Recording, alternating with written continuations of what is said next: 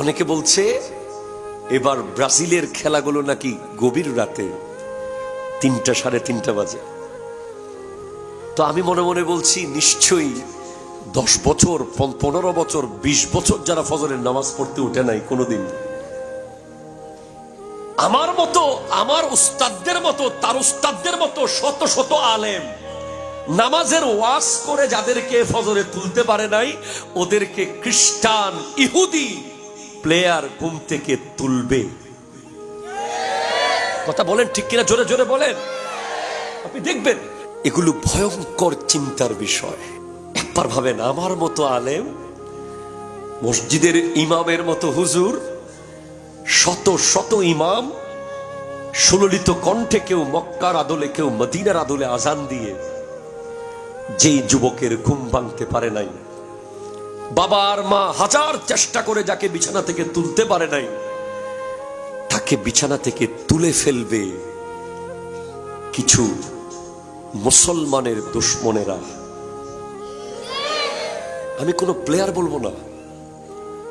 এরপর আপনি দেখবেন জুমার নামাজে যারা খতিব সাহেব 10 মিনিট বেশি ওয়াজ করলে বারবার ঘড়ির দিকে তাকায়, পরে আবার বেরোয় বলে দেয় হুজুর টাইম মতো শেষ করছুন, তারা দেখবেন 90 মিনিট প্রস্রাব আটকে রাখবে।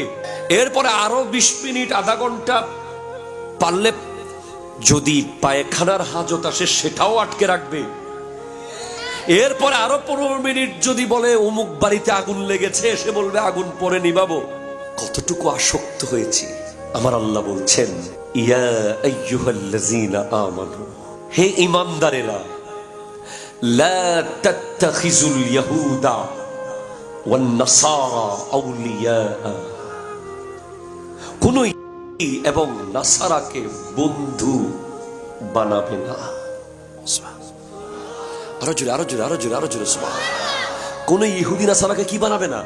বন্ধু বানাবে না। বাদুহুম আউলিয়াউ বাদিন, তারা তাদের বন্ধু।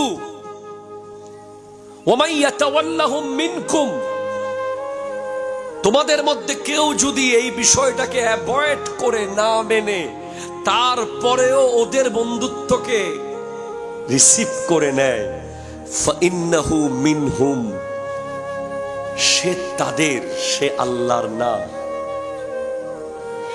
সে কাদের? তাদের। সে আল্লাহর না, সে ইহুদিদের, সে মুসলমানদের না, সে ইসলামের না। ইন্নাল্লাহা লা ইয়াহদিল কওমাজ যালিমিন, আল্লাহ কোন জালিম সম্প্রদায়কে হেদায়েত করেন না। ঠিক কিনা? জোরে কথা বলেন।